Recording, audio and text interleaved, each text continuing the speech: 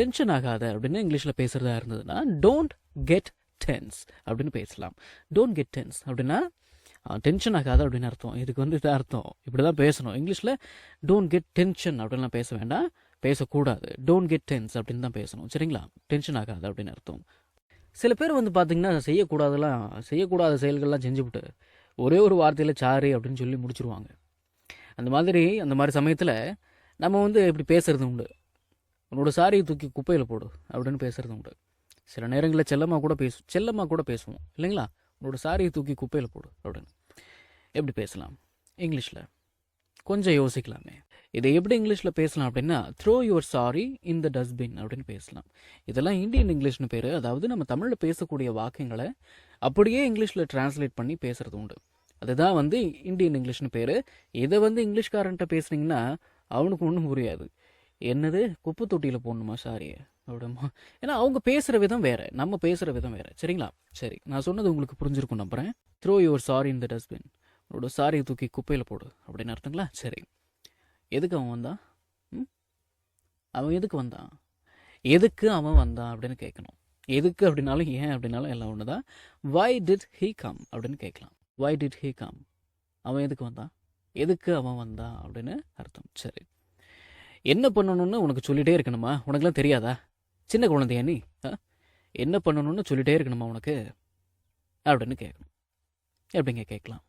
Should I keep telling you what to do? Should I keep telling you what to two?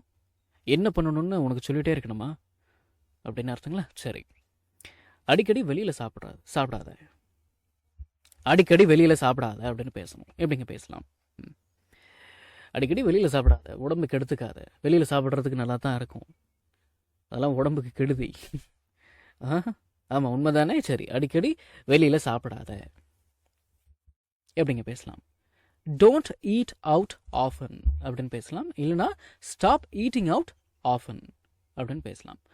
Don't eat out often அப்படின்னா அடிக்கடி வெளியில் சாப்பிடாத. Stop eating out often அப்படின்னா அடிக்கடி வெளியில் சாப்பிட்றது நிறுத்து அப்படின்னு அர்த்தம். மற்றதெல்லாம் ஒன்றுமே கிடையாது. ரெண்டுத்துக்குமே பொருள் என்னவோ ஒன்று தான், சரிங்களா?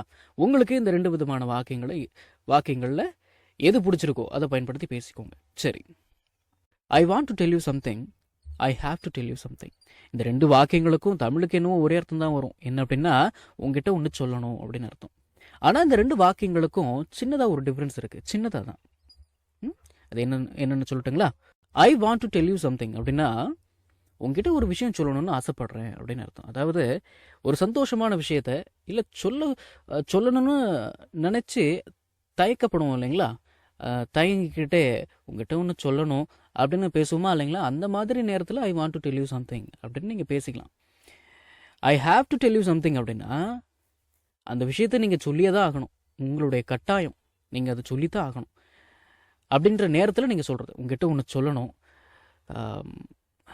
அப்படின்ற மாதிரி கொஞ்சம் அப்படியே சீரியஸாக பேசுவோம் பாருங்கள். அந்த மாதிரி நேரத்தில் ஐ have to tell you something அப்படின்னு நீங்கள் பேசிக்கலாம். அப்படின்னா என்ன அர்த்தம்? உங்ககிட்ட ஒரு விஷயம் சொல்லணும், உங்ககிட்ட ஒன்று சொல்லணும், சொல்லியத்தான் ஆகணும் அப்படின்ற கட்டாயத்தில் நீங்கள் இருக்கிறீங்க. ஐ want to tell you something அப்படின்னா உங்ககிட்ட ஒன்று சொல்லணும்னு ஆசைப்படுறேன். இப்போ நான் ஏதோ ஒரு பொண்ணுக்கிட்ட, அது என்ன ஒரு பொண்ணு, எங்கிட்ட பழகிக்கிட்டு இருக்கிற, எங்கிட்ட ஃப்ரெண்டாக இருக்கிற ஒரு பொண்ணுன்னே வச்சுக்குவோமே. இப்போ அந்த பொண்ணு எங்கிட்ட ஃப்ரெண்ட்லியாக தான் பழகிட்டு இருக்கு. ஆனால் என்னவோ தெரியல, அந்த பொண்ணு மேலே எனக்கு ஒரு லவ் வந்துருச்சு அப்படின்னு வச்சுக்குவோம். அந்த பொண்ணோட பேர் என்ன வச்சுக்கலாம்? கிருபாவதின்னு வச்சுக்கலாமா? சரி, இப்போ அந்த கிருபாவதி அந்த பொண்ணுக்கிட்ட போயிட்டு Kirubavathi I want to tell you something அப்படின்னா என்ன அர்த்தம்? கிருபாவதி உங்ககிட்ட ஒன்று சொல்லணும்னு ஆசைப்படுறேன் அப்படின்னு அர்த்தம். அதாவது நம்மளுடைய மனசில் இருக்கிற ஆசையை சொல்லணும்னு நினைக்கும் போது ஐ want to tell you something அப்படின்னு பேசலாம். ஐ have to tell you something அப்படின்னா உங்ககிட்ட ஒரு விஷயம் சொல்லியே ஆகணும் அப்படின்னு அர்த்தம். இது நல்ல விஷயத்துக்கும் நீங்கள் பேசிக்கலாம், கெட்ட விஷயத்துக்கும் பேசிக்கலாம். ஐ have to tell you something அப்படிங்கிறத. ஆனால் ஐ want to tell you something அப்படின்னா என்ன அர்த்தம்? நீங்கள் ஒரு விஷயம் சொல்லணும்னு ஆசைப்படுறீங்க, அந்த ஆசைப்படுற விஷயத்த சொல்கிறதா இருந்ததுன்னா I want to tell you சம்திங்னு சொல்லிக்கலாம். I have to tell you something அப்படின்னா அது எதுவாக வேணா இருக்கலாம், நல்ல விஷயமாகவும் இருக்கலாம், கெட்ட விஷயமாகவும் இருக்கலாம். நீங்கள் ஆசைப்படுற விஷயத்த சொல்லணும்னு நினச்சி நீங்கள் சொன்னால் கூட சொல்லிக்கலாம். இல்லை ஏதாவது கொஞ்சம் வில்லங்கமான விஷயத்த சொல்லணும்னு நினச்சா கூட ஐ have to tell you something அப்படின்னு கூட பேசிக்கலாம். ஆனால் ஐ want to tell you something அப்படின்னா நீங்கள் ஆசைப்படுற விஷயத்த ஒருத்தங்கள்ட்ட சொல்லணும்னு ஆசைப்படும் பொழுது இந்த மாதிரி நீங்கள் பேசிக்கலாம். ஐ want to tell you something. நான் விளக்கம் கொடுத்தது உங்களுக்கு புரிஞ்சிருக்குன்னு நான் நம்புகிறேன். சரி, அப்படி புரியலனாலும் ஒன்றும் கவலைப்படாதீங்க. உங்ககிட்ட ஒன்று சொல்லணும் அப்படின்னு இங்கிலீஷில் பேசுகிறதா இருந்ததுன்னா இந்த 2 விதமான வாக்கியங்களில் உங்களுக்கு எது பிடிச்சிருக்கோ அதை பயன்படுத்தி பேசிட்டு போயிட்டே இருங்க. ரொம்ப ஆராய்ச்சியெல்லாம் பண்ண வேண்டாம். சும்மா உங்களுக்கு விளக்கம் கொடுக்கணுமே அப்படின்னு கொடுத்தேன், அவ்வளோதான். சரிங்களா? சரி.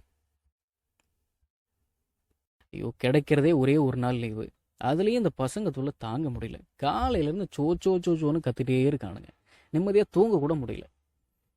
சரி, குழந்தைங்க தானே, விடு, என்ன பண்ணுறது. அப்புறம் நாமளும் அந்த வயசில் இப்படி தானே இருந்தோம்.